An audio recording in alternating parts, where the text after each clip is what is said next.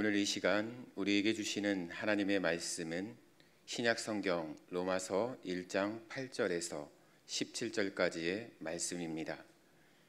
이 계시의 말씀을 읽을 때 살아계신 하나님의 음성을 들으실 수 있기를 바랍니다. 먼저 내가 예수 그리스도로 말미암아 너희 모든 사람에 관하여 내 하나님께 감사함은 너희 믿음이 온 세상에 전파됨이로다. 내가 그의 아들의 복음 안에서 내 심령으로 섬기는 하나님이 나의 증인이 되시거니와 항상 내 기도에 쉬지 않고 너희를 말하며 어떻게 하든지 이제 하나님의 뜻 안에서 너희에게로 나아갈 좋은 길 얻기를 구하노라. 내가 너희 보기를 간절히 원하는 것은 어떤 신령한 은사를 너희에게 나누어 주어 너희를 견고하게 하려 함이니 이는 곧 내가 너희 가운데에서 너희와 나의 믿음으로 말미암아 피차 안위함을 얻으려 함이라. 형제들아, 내가 여러 번 너희에게 가고자 한 것을 너희가 모르기를 원하지 아니하노니 이는 너희 중에도 다른 이방인 중에서와 같이 열매를 맺게 하려 함이로되 지금까지 길이 막혔도다. 헬라인이나 야만인이나 지혜 있는 자나 어리석은 자에게 다 내가 빚진 자라.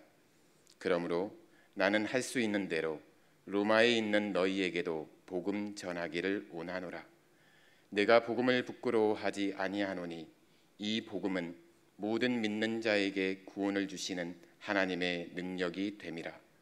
먼저는 유대인에게요 그리고 헬라인에게로다.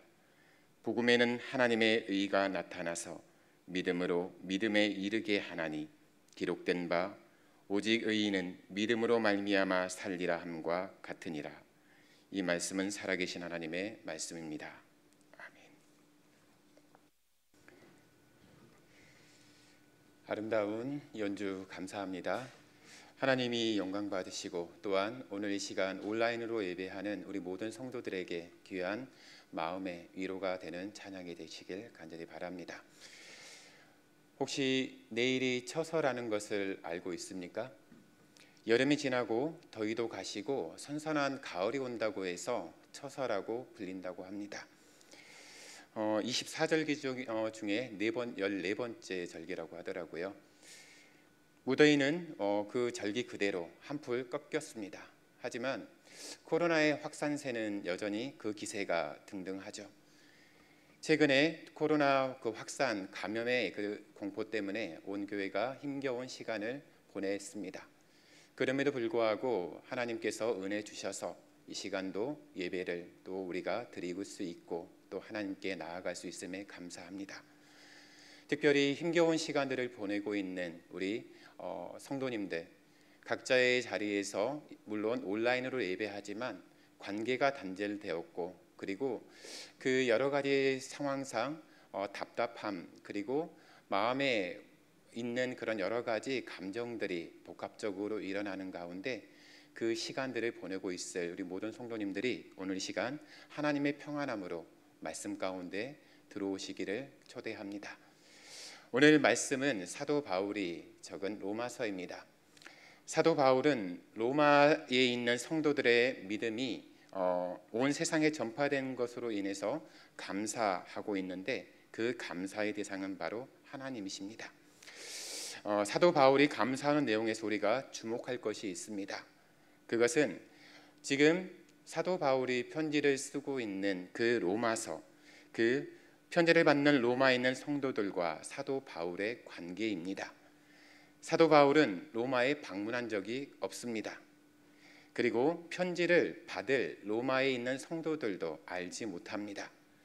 그럼에도 사도 바울은 예수 그리스도로 말미암아서 하나님께 감사하고 있는 것이죠. 그 감사의 중심에 예수 그리스도가 있는 것입니다. 사도 바울은 로마 이 교회에 있는 성도들을 위해서 항상 기도했습니다. 사도 바울은 로마에 있는 성도들을 끊임없이 생각하고 있었던 것이죠. 그리고 그는 로마에 갈 수 있는 길이 열리기를 기도했습니다. 사도 바울은 이렇게 로마에 있는 성도를 쉬지 않고 생각하면서 이들을 만날 수 있기를 언제나 기도했습니다. 사도 바울이 간절하게 로마에 있는 성도들을 보길 원했던 이유가 있습니다. 그것은 사도 바울은 로마에 있는 성도들에게 어떤 신령한 은사를 나누어 주려고 했습니다. 곧 로마에 있는 성도에게 가서 복음을 나누고자 한 것입니다. 사도 바울이 신령한 은사인 복음을 나누고자 한 이유는 분명합니다. 바로 로마에 있는 성도를 강건하게 하기 위함입니다. 사도 바울은 복음을 전하고 또한 나눔으로써 견고해지고 이를 통해 서로의 믿음을 확인하며 위로할 수 있었습니다. 복음 많이 들었죠. 복음이란 쉽게 말해 복된 소식, 기쁜 소식을 의미합니다. 우리가 신앙생활을 올바로 하기 위해서는 복음을 제대로 아는 것이 무엇보다 중요합니다. 하나님이 우리에게 주신 성경 말씀 그 전부가 바로 복음이라고 할 수 있기 때문입니다. 그 중에서도 예수 그리스도는 바로 복음 중에 복음입니다. 죄와 죽음의 노예가 된 우리에게 구원자 예수 그리스도가 오셨다는 사실은 가장 기쁜 소식입니다. 하나님께서 우리를 구원하기 위해 창세전부터 계획을 세우셨습니다. 그러므로 복음은 하나님의 영원한 계획 안에서 그 가운데서 나온 것입니다. 그러므로 복음을 이해하면 이해할수록 우리 마음은 하나님을 향하게 되는 것입니다. 예수 그리스도라는 복음이 하나님의 뜨거운 가슴에서 나온 은혜임을 우리가 안다면 누구나 사도 바울처럼 하나님을 향해 두 손을 높이 들고 찬양할 수 있을 것입니다. 복음은 본래 우리가 알고 있는 것처럼 예수님을 모르고 안 믿는 사람에게 전하는 것이 맞습니다. 그런데 로마에 있는 성도들은 이미 믿음을 가지고 있습니다. 그 말은 복음을 들었다는 것이죠. 그런데 오늘 8절의 말씀을 보시게 되면 그들이 믿음이 얼마나 좋은지 온 세상에 소문이 났다고 했습니다. 사도 바울은 그런 로마에 있는 성도들에게 의도적으로 복음을 한 번 더 전하려 했던 것입니다.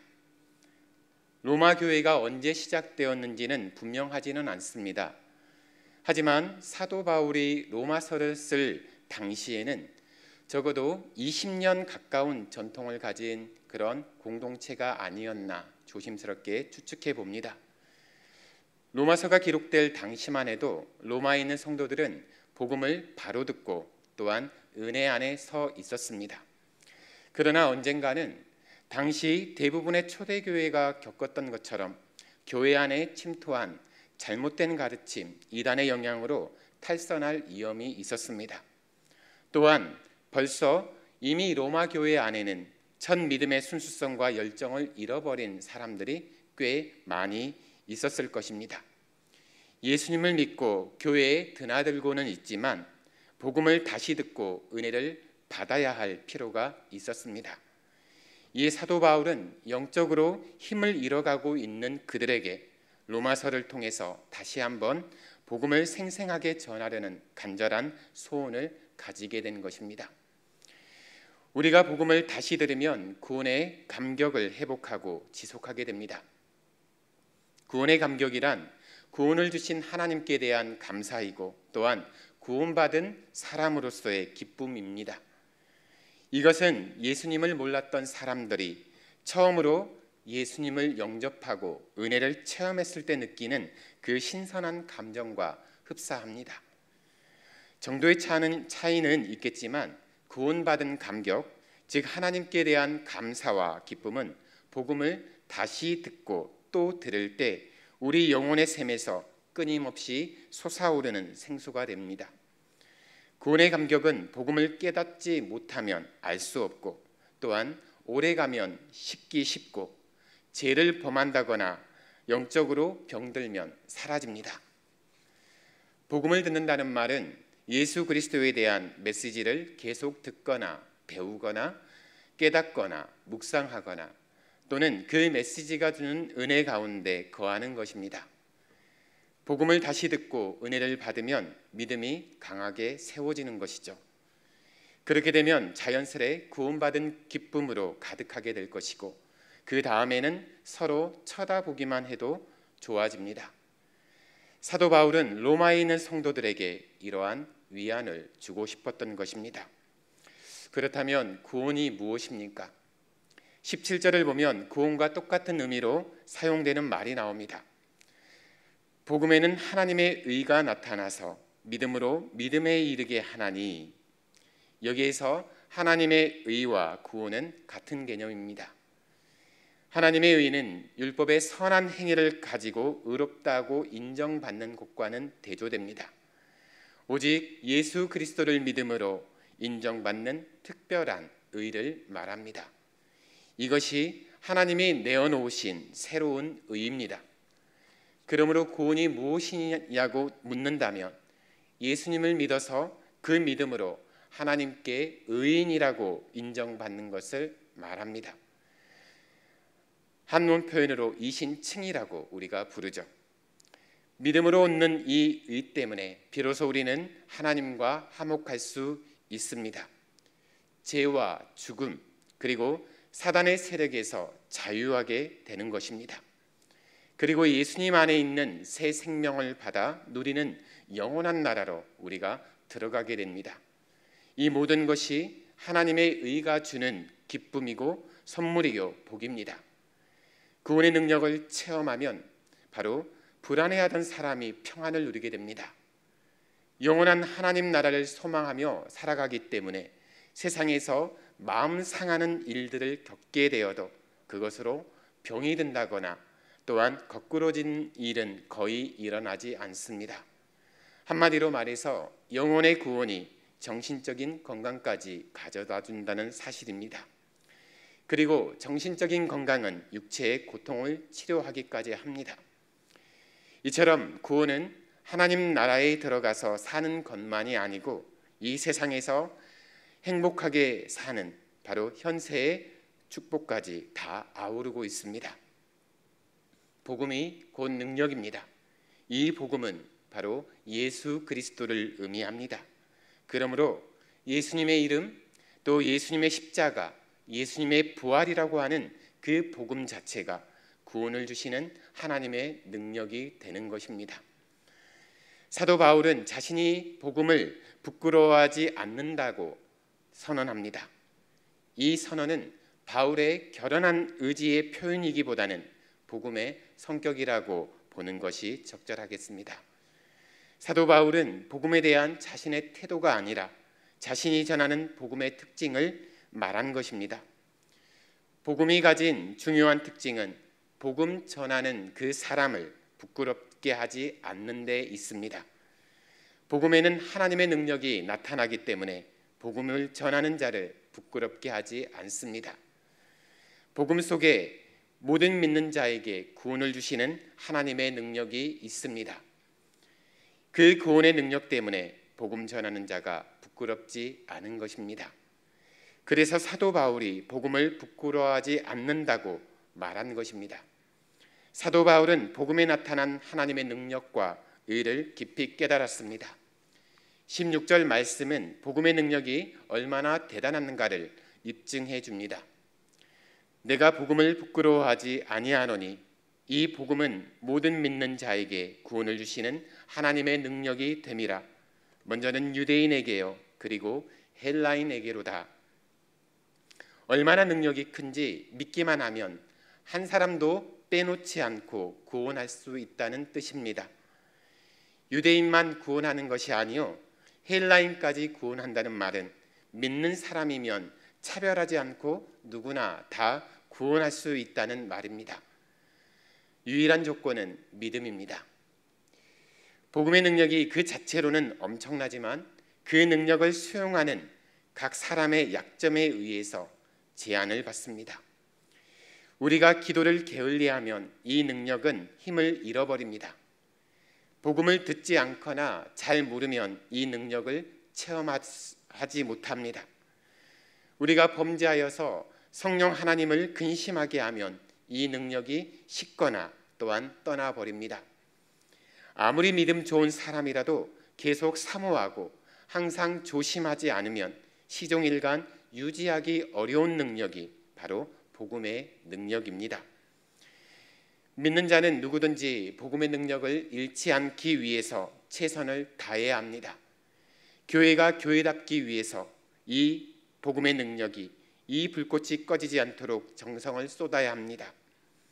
성령의 능력이 활활 타오르는 복음을 다시 받아야 합니다. 우리는 코로나로 인해서 여전히 답답한 현실 가운데 있습니다. 이 가운데 우리가 다시 살기 위해서는 바로 복음을 다시 들어야 합니다. 복음을 듣고 풍성한 은혜의 그 세계 깊이에 빠져야만 구원의 감격이 다시 회복될 수 있고 그 놀라운 능력을 우리의 것으로 삼을 수 있기 때문입니다. 하나님은 우리만 예수 믿고 또한 천국 오기를 기뻐하지 않으십니다. 하나님께서는 모든 사람이 구원을 받으며 진리를 아는 데 이르기를 바란다라고 하셨습니다. 하나님은 아무리 악한 자들이라 할지라도 멸망하는 것을 원하지 않는다고 말씀하십니다. 우리 모두는 사도 바울이 고백했던 것처럼 복음에 빚진 사람들입니다.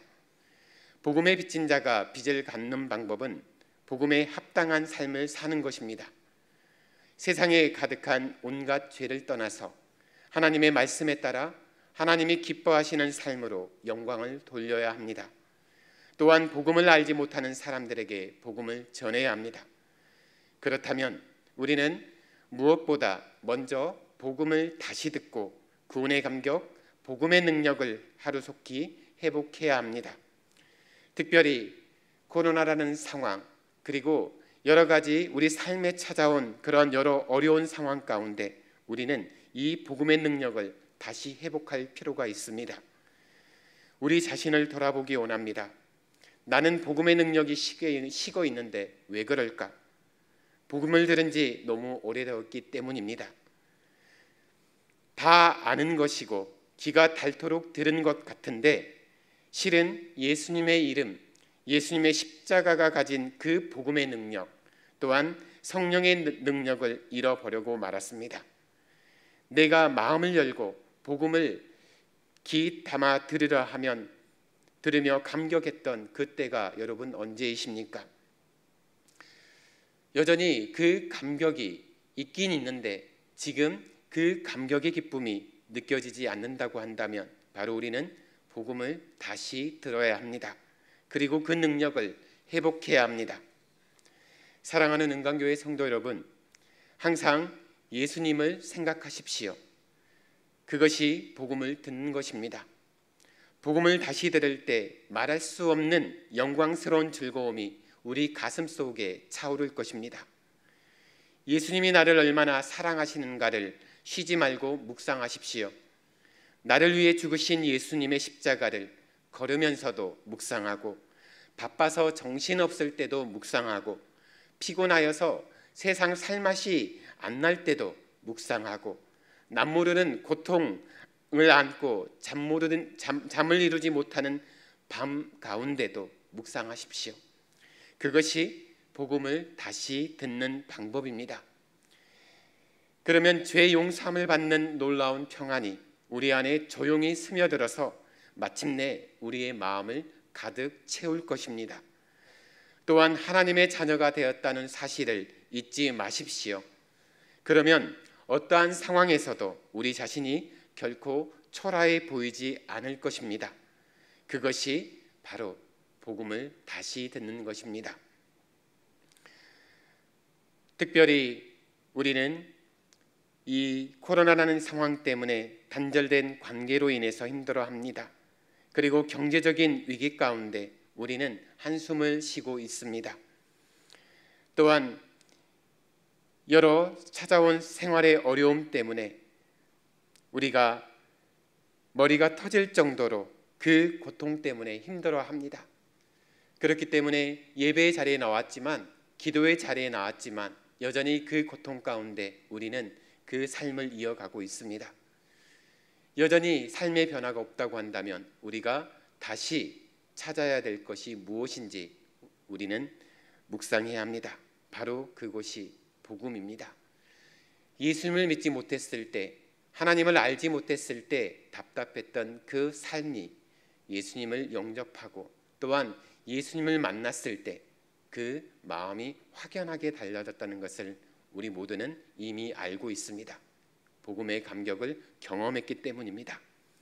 바로 그 기억을, 그 감격을 다시 우리가 소환하기 원합니다. 그 소환하는 방법이 복음을 다시 듣고 그 복음이신 예수님을 늘 생각하며 묵상하는 것입니다. 코로나로 인해서 교회 현장에 나와서 예배드리기 어렵습니다. 또한 사랑하는 성도들과 교제 나눈 것조차 어렵습니다. 제약이 많습니다. 전화 통화를 하고 문자나 카톡을 주고받지만 거기에도 여전히 한계가 있습니다. 바로 이때 우리가 어떤 것을 의지하는 것이 아니라 바로 말씀을 펴고 예수님, 나를 사랑하신 예수님께서 행하신 그 놀라운 일들을 다시 성경을 통해서 확인하는 것입니다. 그 예수님의 일이 나를 위한 사랑의 일이었다는 것을 우리가 다시 확인하게 될 때 우리는 그 복음의 감격 속으로 빠져들게 됩니다. 우리는 새로운 한 주를 시작하게 되어집니다. 이 시점에서 다시 복음으로 돌아가서 구원의 감격 또한 그 기쁨을 회복하셔서 예수 그리스도의 복음의 능력을 경험하고 누리는 한 주가 되시길 주님의 이름으로 축원합니다. 기도하겠습니다. 살아계신 하나님, 복음 앞에 늘 당당했던 바울처럼 우리 또한 그 복음 안에서 당당함을 잃지 않기를 원합니다. 우리의 의도와는 다르게 첫 그 복음의 감격이 희미해지고 있습니다. 삶의 어려움으로 특별히 코로나라는 이 힘든 시기로 인해서 우리의 마음도 답답하고 삶의 모습도 많이 건조해지고 있습니다. 바로 이때 우리가 그저 한숨 쉬고 힘들어하고 있을 것이 아니라 다시 복음을 회복하고 그 복음 안에서 우리가 일어서기 원합니다. 그리고 그 복음으로 말미암아서 그 감격으로 말미암아서 힘겨운 이 시기를 기꺼이 그리고 무난히 이겨낼 수 있기를 우리가 간절히 기도하오니 하나님, 오늘 시간 우리 기도 가운데 역사하시고 함께하여 주옵소서. 살아계신 예수 그리스도의 이름으로 기도합니다. 아멘.